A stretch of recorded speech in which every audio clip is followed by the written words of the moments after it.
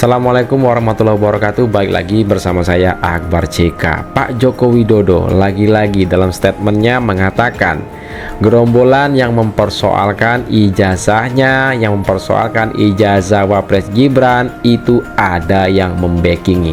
Statement Pak Jokowi ini bikin gerombolan yang mempersoalkan tersebut kepanasan. Salah satunya ialah pengacara TPUA sekaligus pengacaranya Roy Suryo CS, Ahmad Kosinudin, yang biasa dipanggil Bang Tompel.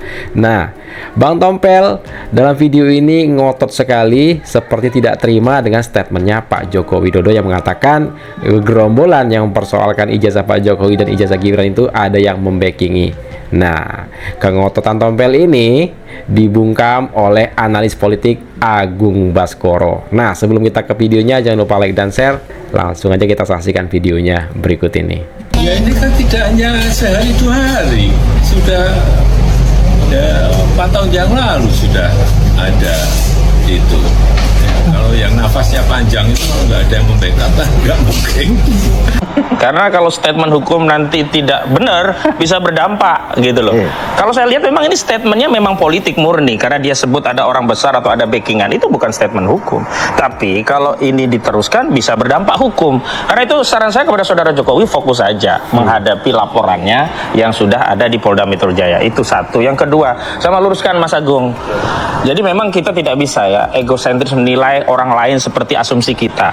Misalnya masalah sumbangan dan sebagainya. Saya ingin tegaskan sejak awal kami menangani Roy Suryo itu bahkan secara tegas melarang mengedarkan rekening donasi. Karena apa? Kita tidak mau ada fitnah. Yang kedua, kalau diedarkan rekening donasi ya, sistem perbankan kita itu hanya memberikan fasilitas persetujuan untuk mengirim, bukan untuk menerima.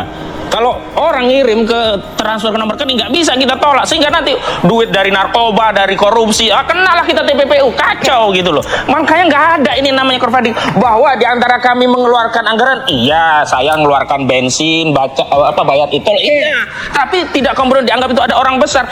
Tapi kalau nanti di balik ini ada orang besar yang memang menjadi seteru politik Jokowi memanfaatkan situasi ini, ya silakan, itu urusan mereka. Jangan kemudian digebiah uyah, digeneralisir. Kita kemudian kena getah dari statement saudara Joko Widodo. Kalau orang besar itu bisa yang melawan sama-sama orang besar, atau yang lebih besar, atau orang besar yang bersatu untuk melawan orang besar yang lain. Nah, tapi yang jelas begini, Pak Jokowi itu kan kalau dilihat siapa saja yang berkelindahan bersamanya itu bisa dikategorikan 3, Mbak Andi Kumala, Mas Philip.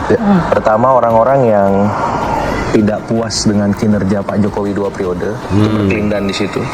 Yang kedua, orang-orang yang kemarin Pilpres istilahnya belum menerima sepenuhnya kekalahannya.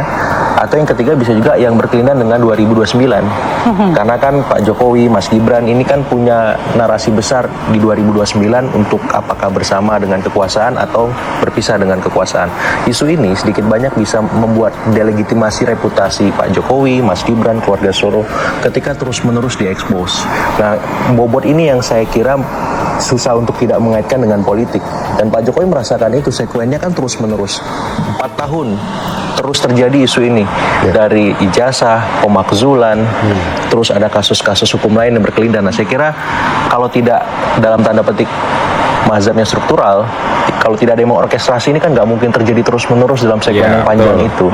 Kalau orang dalam politik kita seperti sekarang, tapi juga bisa orang-orang kecil ini punya kesamaan nasib, sama-sama dirugikan, sama-sama dikecewakan, bersatu bersama, akhirnya ngumpul nggak sengaja. Tapi kalau kata Mas Ade, artinya apakah orang-orang kecil yang bersatu ini mempunyai kekuatan untuk mobilisasi begitu ya? Artinya mungkin dari klien Mas Ya, kalau dalam nalar politik organik itu mereka bisa melakukan crowdfunding kan, Mas, kumpulin dana kecil-kecil lama-lama besar itu, dan itu banyak sekarang terjadi dalam politik kita, dalam sosial juga sering seperti itu. Jadi ada satu platform pengen bangun jembatan, dia cuma nyumbang 1.000, 5.000, lama-lama 1 miliar juga karena yang ngumpulin di situ ada 100.000 orang misalnya. Maksudnya ini ada orang besar, tapi jangan tutup peluang orang-orang kecil bersatu bersama untuk melakukan itu, sehingga apa, cara kita berpikir lebih lentur, lebih luas, dan lebih bijak. Sehingga kalau misalkan ini kasus hukum, ditangani dengan hukum. Kalau ini arahannya politik, dihadapi dengan politik. Nah, kalau membuka semua arena, ya silakan aja hadapi itu, tapi kan konsekuensinya besar. saya melihat ini kan tujuan antara sebenarnya. Tujuan strategisnya pertama ya tadi ada mendelegitimasi keluarga Solo. Ya suka atau tidak Jokowi efek itu Tujuan kan masih antara. berefek. Kalau terus-menerus diserang, ini efek endorse-nya di 2029 akan melemah. Satu. Yang kedua, ya suka atau tidak kalau Mas Gibran yang nggak terlalu seksi secara elektoral, akan sangat susah bagi Pak Prabowo untuk mengajak lagi Mas Gibran ataupun keluarga Solo untuk terlibat di 2029.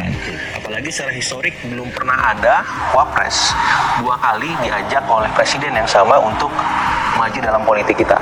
Nah itu kan tantangan besar buat Mas Gibran dan Pak Jokowi keluarga, gimana caranya supaya Mas Gibran ini menarik dan dilibatkan lagi di 2029. Nah yang ketiga ya memisahkan ya keluarga Solo dengan keluarga Hambalang, karena itu ujungnya supaya apa? Supaya ya tadi arahan untuk membuat delegitimasi Pak Jokowi, Mas Gibran dan keluarga Solo itu bisa tercipta, karena kalau terlalu dekat dengan Hambalang, poros-poros yang lain akan dirugikan. Maksud saya itu urusan yang lain, jangan digeneralisir.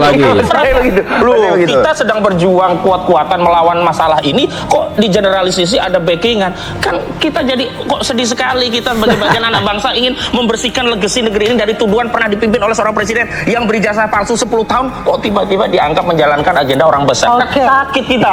Ketika kita membahas isu pemakzulan dan ijazah, kita lupa bahwa Jokowi ini punya jasa 2 periode. Ya, misalkan lewat infrastruktur. Kita nggak pernah bahas itu lagi sekarang di ruang-ruang publik kita. Top of mind publik sekarang ketika ngomong Pak Jokowi, keluarga Solo, itu ijazah atau pemakzulan. Infrastruktur kan lumayan masif ya.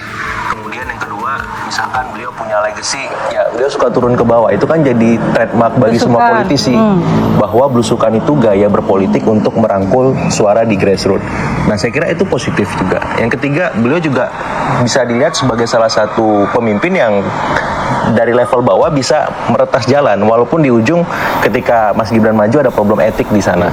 Sehingga saya melihat kalau misalkan kita mau mendudukan persoalan ini secara objektif, mestinya kan ada plus ada minusnya. Bukan hanya minusnya aja nih gitu. Nah, saya berupaya di sini bahwa semua kepala negara kita, presiden kita itu punya sisi-sisi itu. Nah, ketika kita mengekspos salah satu sisi, otomatis ada yang diuntungkan dan ada yang dirugikan. Walaupun Pak Ahmad bilang kita fokus berjuang, kita fokus membawa isu ini supaya publik tahu, duduk persoalan soal ijazah nggak ada masalah. Tapi Pak Ahmad dan teman-teman harus memahami juga di politik itu tidak bisa semuanya bergerak seperti hukum. Kacamata kuda, fokus di situ menyelesaikan masalah hukum. Ada yang kemudian berkelindan di sana, ada yang merasakan efek dan eksesnya juga, dan itu harus ditempatkan kalau dalam politik sama pentingnya dengan persoalan hukum sendiri. Kenapa? Karena efek politik itu kadang lebih terstruktur, sistematis dan masif bahasa MK. Tanpa sadar di sisi Pak Jokowinya juga, di sisi para pendukungnya dan di sisi kita sebagai masyarakat. Karena apa? Saya berharap isu ini bisa mencerdaskan publik secara keseluruhan. Ya kita jadi tahu soal ijazah Pak Jokowi satu hal, tapi kita jangan sampai lupa bahwa semua kepala negara kita, presiden kita juga punya jasa, yang itu apakah kalau dikontraskan sebanding atau tidak itu urusan masing-masing, tapi setiap pemimpin punya sisi-sisi itu seperti itu. Ya beliau presiden 2 periode, ya pasti punya informasi yang cukup solid ya dari semua matra.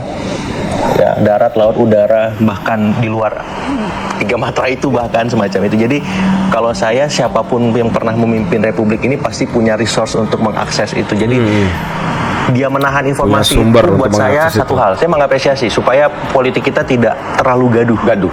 Ya karena itu yang paling penting, keseimbangan, keharmonisan. Karena kemarin kita juga baru menghadapi situasi yang tidak kondusif kan. Kalau langsung diverbalkan siapa orang besar itu juga nggak sehat menurut saya, dan saya mengapresiasi itu. Dan kalau memang pun diverbalkan, saya kira it's okay. Nanti kan efeknya ke hukum, Mas Khozin ya gitu. Jadi itu kembali ke Pak Jokowi lagi. Karena suka atau tidak kan problem ini sudah membuat energi kolektif bangsa kita tersedot juga nih soal ijazah. Nah semakin cepat selesai semakin bagus. Membuat publik itu objektif bahwa ini bukan semata kasus hukum. Ini ada kelindannya dengan politik dan sangat kuat aroma itu. Karena sekuennya panjang kan. Nah efeknya juga sudah mulai dirasakan oleh Pak Jokowi. Orang lupa tadi legasi beliau. Yang orang ingat minusnya saja. Pun dengan Mas Gibran demikian, isu ini menggelinding dengan isu lain soal misalkan pemakzulan, kasus-kasus hukum yang lain semacam itu. Dan ini kalau dibiarkan, tidak ditreatment khusus oleh Pak Jokowi dan keluarga, efeknya akan panjang, bukan hanya di 2029 tapi setelah itu. Ya Kosinudin hanya bisa mingkem yang tadinya ngotot. Jadi isu-isu yang selalu dimunculkan soal ijazah Pak Jokowi, ini terbaru ijazah Wapres Gibran, itu hanya ingin Tujuannya ialah ingin mendowngrade legacy Pak Jokowi selama 10 tahun menjabat, ya. Kinerja-kinerja Pak Jokowi yang pro rakyat, yang dinilai rakyat luar biasa masa kepemimpinan Pak Jokowi. Nah, itu yang ingin di-downgrade oleh orang besar tersebut melalui gerombolan-gerombolan ini yang mempersoalkan ijazah Pak Jokowi dan yang terbaru ijazah Wapres Gibran Raka Buming Raka. Dan tujuan akhirnya ialah di 2029 ingin menjegal Wapres Gibran Raka Buming Raka di 2029. Itulah analisa dari Agung Baskoro, kalau saya nangkapnya seperti itu, teman-teman ya. Nah, silakan ketik komentar kalian di kolom komentar terkait video kita kali ini. Itulah sedikit informasi yang bisa saya sampaikan dalam video kita kali ini. Saya Akbar CK mohon undur diri. Assalamualaikum warahmatullahi wabarakatuh. Salam sehat selalu. Bye bye.